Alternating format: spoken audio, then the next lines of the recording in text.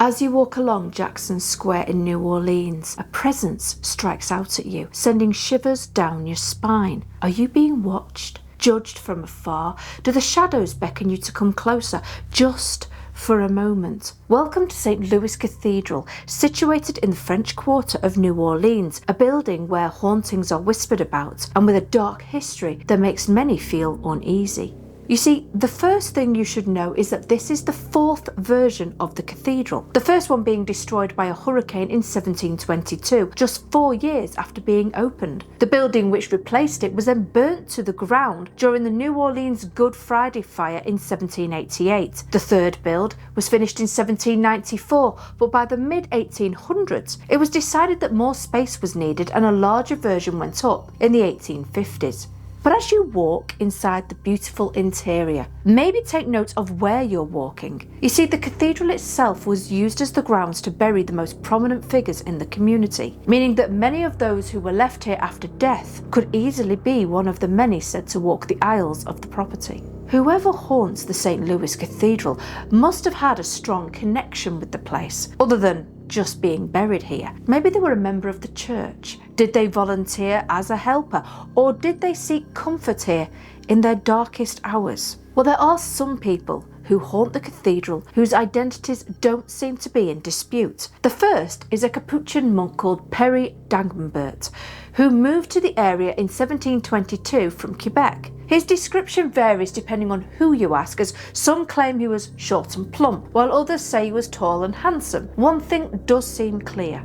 He was loved throughout the community for the kindness and support that he showed those around him. For example, in 1768, a group of French Creoles protested being put under Spanish rule and had the Spanish governor at the time kicked out. You can imagine how this went down with Spain. In retaliation for the rebellion, Spain sent over as military governor Alejandro "Bloody" O'Reilly, and he had serious plans for revenge. On October 25th, 1769, the 5 men who had protested were taken to Fort St. Charles on Esplanade Avenue, now the site of the US Mint. Here they were hung or shot, again depending on the source.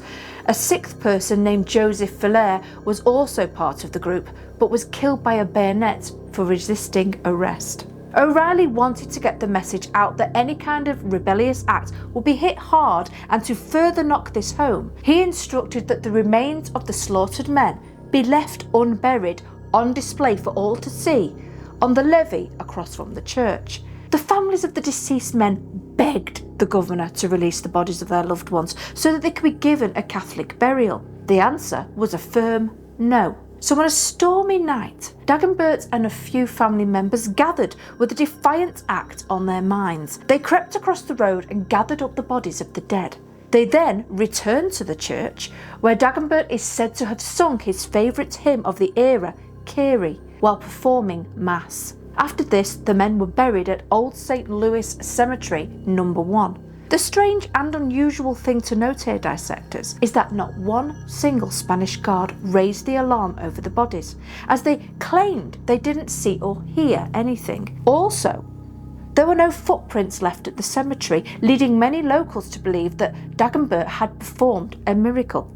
Do you think it was a miracle? An act from above? Or maybe the guards themselves didn't like what was going on, and the smell couldn't have been too pleasant either of rotting bodies. Maybe the guards decided to turn a blind eye. With the amount of history attached to the property, I'm sure you're unsurprised that Dagobert's spirit has been witnessed by many over the years. It is said that on quiet evenings after worship, his ghost will walk silently down the aisles of the cathedral, his head bent low as if deep in thought.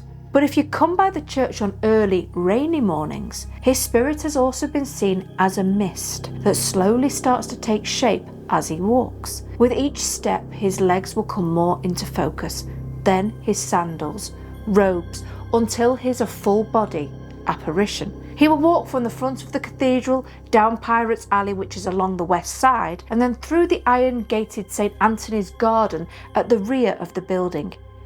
Made even more creepy is the fact that he is often witnessed singing his signature hymn, Kyrie, while walking around, and his performances can go on for some time. There are even sad claims that the ghostly funeral procession led by Dagobert can be seen sometimes too. If this is true, I wonder if this event occurs around the anniversary of their deaths. Our next spirit that decided to spend his afterlife at the cathedral is a Spanish Capuchin friar called Pere Antoine. When he died on January 19, 1829, the community mourned due to his reputation of being a good man, kind and generous. He was apparently laid to rest 3 days after his death inside the St Louis Cathedral. Ever since his death, he has been seen by hundreds of people and he is easily recognised as there is a portrait hung up of him inside the church. It is said that during holiday seasons especially, or when the community is needing to come together, his ghost will be seen near the altar or on the balconies. While attending the annual Christmas midnight mass, his spirit has been seen singing along and holding a lit candle. As you can see, St Louis Cathedral certainly has a lot of history attached to it, strong enough that many spirits aren't willing to let go just yet. Have you visited the property? And if so, did you feel or see anything that couldn't be explained? Until next time, dissectors, stay safe out there.